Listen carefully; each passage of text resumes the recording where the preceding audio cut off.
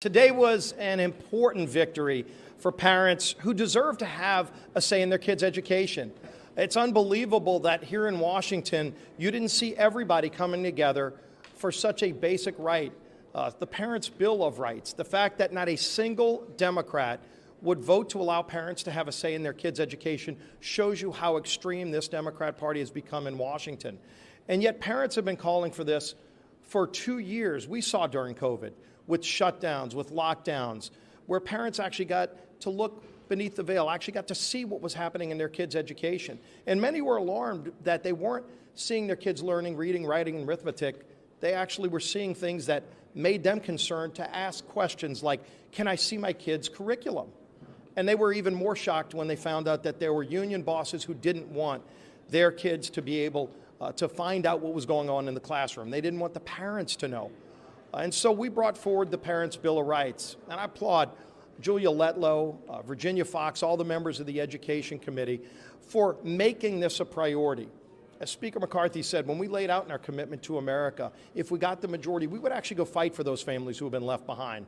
And up here in Washington, some issues should be so straightforward that everybody should come together. But if they're not, then at least we're willing to stand up and fight for those parents, for those kids who were being left behind, who were being denied opportunity. And so here in Washington today, members of Congress had a choice to make. Do you stand with union bosses or parents and their kids? There was no middle button to press. You either sided with the union bosses who don't want parents to see what's happening in the classroom, or you side with the parents and their kids. And all of us here today are proud to say we, as House Republicans, sided with parents having a right to be involved in their kids' education. And if the Democrats are going to be too extreme, as they showed they are today, we're going to continue to fight for them anyway. And let's have the Senate hear from parents all across America. Let's have President Biden hear from parents all across America, and maybe they'll get the message. But in the meantime, we're going to keep fighting for them. The man who delivered the votes as our whip, Tom Emmer. Thank you, Steve. Thank you, Kevin. Thank you, Steve. Thank you, Virginia, for your leadership, Julia, all these great members. As a dad of 7, I know firsthand how important it is for parents to know what's happening in their child's classroom. House Republicans are making sure that parents receive the transparency and accountability they deserve with this Parents' Bill of Rights Act. According to the left, if you're a concerned parent speaking out at a school board meeting, just like Kevin told us, the speaker, you are a domestic terrorist. And just this week, a Democrat Georgia state representative suggested that many parents are disqualified from having input in their child's education because, quote, a lot of those parents did not finish high school. Not only are these comments completely tone deaf, they are dangerous and downright wrong. We know that a child's success depends on parental involvement, and Republicans will always make sure that parents have a seat at the table. This bill should have passed unanimously, but unfortunately some members are more concerned with appeasing the teachers' unions and radical activists in their party rather than standing with parents. Once again, House Republicans are governing on behalf of Americans while our colleagues across the aisle continue to default to the leftist lunacy their party has become beholden to. I want to make myself clear. Parents will never be left behind so long as House Republicans are in the majority. Today was a big win for families as we brought another major piece of legislation, common sense, one step closer to the president's desk. And now I turn it over to our conference chair, Elise Stefanik. Thank you to the whip, Tom Emmer.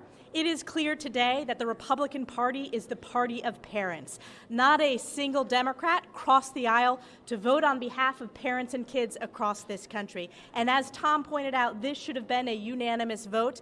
This is a clear choice here, folks. We proudly stand for parents as the driving decision makers for their kids' education. We stand for transparency, and we stand for educational rigor. As a new mom, that is so important to me. As I think about one of the keys to the American dream, it is making sure that we have the very best education, and parents are the drivers to make that happen. I'm proud to be an original co-sponsor of the bill as a member of the Education and Workforce Committee, and I am so honored to introduce our hardworking chairwoman, a grandmother, a mom, an educator herself, Dr. Virginia Fox.